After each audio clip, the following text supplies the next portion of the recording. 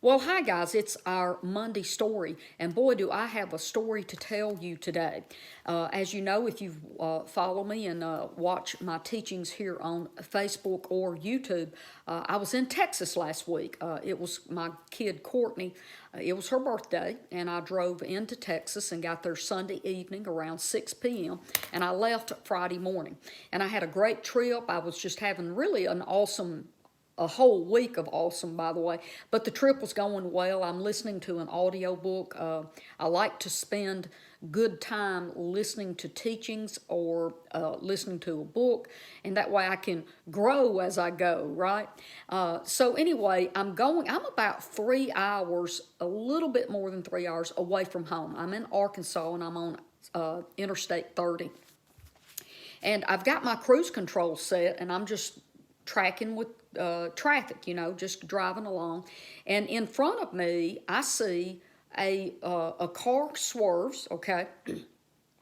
And so by the time I see what they swerved around, it had spun more in the center of where my vehicle would be, okay? And so I swerved to the left to try to go around it as well, but I was not able to do that because it was moving pretty fast as well as I was going about 70 miles an hour. There was a black piece of steel, solid steel, about 18 inches long and about 8 to 10 inches round. It looked like a part off of a motor or something. And when I hit that, it hit my car so hard. I should say it hit me. When it hit me, it actually lifted the front of my car up off the ground, and it not only dented my tire rim, it also cracked that steel rim. So anyway, immediately when the car hit the ground, it had no air in it, so I had to get over off the road fairly quickly. And there's a white van behind me, and I see they're getting over right behind me as well. And he told me when he got out of the vehicle, he's like, oh my goodness, when you hit it, it was like somebody punted a football up into the air, and it was headed straight into the center of our windshield. And he said, I slammed on the brakes, which put enough distance between us that it hit the front grille and bumper part of his vehicle. Thankfully, as far as I know, no one was hurt behind us. Someone finally stopped on the road, I guess, and moved that piece of black steel out of the way. But here's my story, okay? The two men that was in the white van, they helped me get my car tire out and jack the car up. But he felt like I needed some type of special tool that I didn't have. Well, and he said, all I can tell you is just call, AAA or a wrecker or something and get some help. So they left me on the side of the road. Well, lo and behold, a pickup truck passes, and he just barely goes by me, and then he backs up, and he sticks his head out, and he said, hey, I just wanted to stop and see, is there anything that I can do to help you? And I said, absolutely, I think you can. And he said, well, I'd be happy to. And he gets out of his vehicle, and he's got this beautiful, beautiful brown bulldog in his vehicle, and you guys already know I love animals. And anyway, this man asked me what he could do, and I said, well, I've got the tire ready to come off. I'm not strong enough to break the pressure that was put on the lug nuts.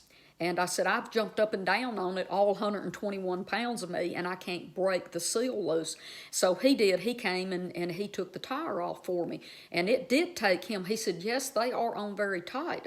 Wow. So, but he got it off. And as he went to put on what we call a little donut, right?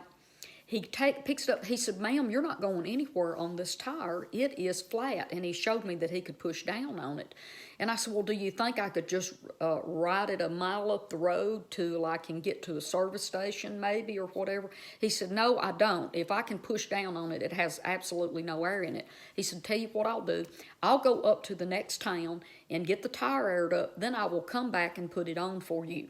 And I was like, okay, now if that's more than you want to do for me, and I understand you may be in a hurry, I can just call a tow truck. He said, no, there's no need in doing that. So he goes to town, he airs it up, circles back around. Now we're on the interstate, so he's got to go up, get it aired up, come back down to the next exit and come around and come back to me. So it took him a few minutes to get that done.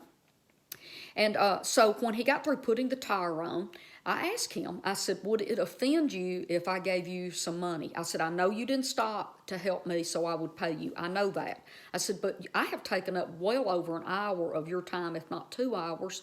I think it's probably close to an hour and a half by now. And he said, well, that's okay. I was off of work and headed home, and I saw you as I passed. And I remembered that I had forgot my wallet, and I circled back and went and got my wallet. And when I came back through, you were still sitting here. And he said, and I noticed that you were a female and you were by yourself. And I could not stop and ask you if there was something I could do to help you. And so anyway, I got a couple $100 out of my wallet, right? And I handed him 100. And he said, I really don't want to take your money. I said, really, it's not going to hurt me to give you this money. I can afford to give you some money. So don't feel bad about that. I wouldn't give you money if I couldn't afford to, okay? And he said, okay. And I gave him 100. And I said, that's for stopping. And then I gave him another 100. And I said, and that's for actually going to the next town, airing the tire up, and really, truly coming back, that you didn't leave me stranded without even a spare. You could have done that too. And he said, oh, no, ma'am, I would never do that. And so I gave him a couple $100. And anyway, we just talked casually for a second, and I noticed his hand was trembling. And I took him by his hand, and he had a pair of sunglasses on, and he turned his head, and he said, ma'am, I'm sorry, I can't look at you right now. And I said, well, are you okay? And he said, I don't want you to see me crying. And he kind of leaned his hand up and wiped his tears on his shoulder there. And he said, you have no idea, you giving me this money, what this means to me. He said, I absolutely have no money, zero money. I took off of work to take my ex-wife to her grandson's funeral, who was 2 years old. He had a seizure and died, and he said the right thing for me to do, regardless of what's going on with us right now, it was my place to take her to that funeral. And the company I work for mandated that I take off for 2 full weeks. So I took off to take her to the funeral, and after the funeral, I had to stay at home for 2 weeks. Today, I started back on my job Monday. Today's Friday, and he said I didn't get a check or anything, and I won't get a check for at least another week. And he said, I literally have zero money. And he's just shaking. Guys, he's breaking down and crying. And I said, well, if you don't mind, could you stay here for me just for a minute, and please don't leave. And I walked back up to my car where my purse was, and guys, I got my wallet, and I pulled out everything that I had in my wallet, and I showed it to him, and I pulled all the larger bills. I had another 100 and some 20s in it, and I handed all of it to him, and I said, I'm going to let you have everything I have in my wallet. And he said, oh, no, I can't let you do that. I said, oh, yes, you must let me do this because I know it's the right thing to do. And I had a 10, a 5, and 4 ones in my hand. I said, I'm going to stick this back in my wallet, but you can have everything else. And look, he started shaking all over then and crying.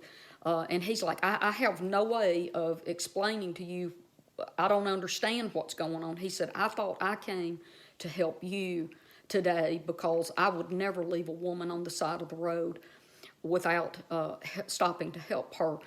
But I really believe that God actually had you help me today instead. And I don't really know how to explain what's going on right now, but you have no idea what you've just done for me. And I said, well, you know what? It's okay. I'm so happy that you're the one that stopped to help me, and that I could bless you and help you get through what's going on with you and your family right now. And you know, guys, let me, when I got off the phone with him, when I got through with him, he got in his truck, I got on the phone with my husband, and I called him, and I said, you will not believe what just and I'd already talked to him a couple of times about the car and how to get the little lug nut covers off and all that. So I called him to tell him I was back on the road, and I said, this is just mind-boggling what has just happened today. And I told my husband the story, and before I could tell him, I gave him everything I had in my wallet. He said, I hope you gave him everything you had in your wallet. And I said, well, baby, I gave him everything but a 10, a 5, and 4 ones, and then later I found another one. So I got $20 on me, babe. And he's like, you did good, Faye. Thank you. I'm glad you did. And but anyway, here's what really struck me about this, because I told my husband, I said, did you know that if it took me hitting that piece of metal to slow me down, and so I would sit on the side of the road so that a good Samaritan could stop and help me, so that I could be the good Samaritan to him and help him, I would do it again. And yes, my car has got to be put in the shop. It's got some damage done to it. It cracked and broke the front bumper and some undercarriage damage. The tire is completely ruined, as well as the tire rim. And there could be some other things that's wrong with my car. But I did make it home on my little donut tire, and that's all that matters to me. You know, no one got hurt, and I had one of the most beautiful chance meetings of a lifetime, that I was able to help a hurting young man with so much integrity get through a financial crisis. And before we left, talking to one another, I asked him if I could pray with him. I also gave him my name and phone number, and I asked him if he minded giving me his. And he said, oh, no, ma'am, I don't mind. And listen, he's still shaking so bad you can't hardly read his writing. He apologized to me for his handwriting. But get this, guys. He knew I was about 3 hours out from Memphis, right? And with 3 hours later, that young man, he's not really young. He's probably about my brother's age. He sent me a text and said, Miss Faye, I wanted to thank you again for our chance meeting. You ended up blessing me so, so much. Thank you. And I just want to make sure that you made it home. And I texted him back and told him that I had made it home to Memphis. And I would text him when I got home in my driveway to let him know that I had arrived safely. One thing I did tell him, I said, I know, you know that I'm thankful that you helped me, but I'll tell you 2 other people that's going to be even more thankful than me, and that's my husband and my brother. You have been a good man. And you're the kind of man that other men hope that a woman in their lives would run into in a time of need. And you, my friend, are one good person to stop your busy day and everything that you're doing to help me. So, guys, listen, I know there's so many more things I could tell you that he and I talked about, and little nuggets. But I'm going to tell you again, if I needed to have yet another breakdown on the road and my car be damaged and have to put it in the shop to fix it, for me to make the impact on that young man's life that God wanted me to make, and I was at the right place at the right time for the right person, and he was also, is just an amazing miracle, isn't it? Well, listen, guys, I'm going to hop off here. I love you, and I will see you here tomorrow. Okay? Bye-bye.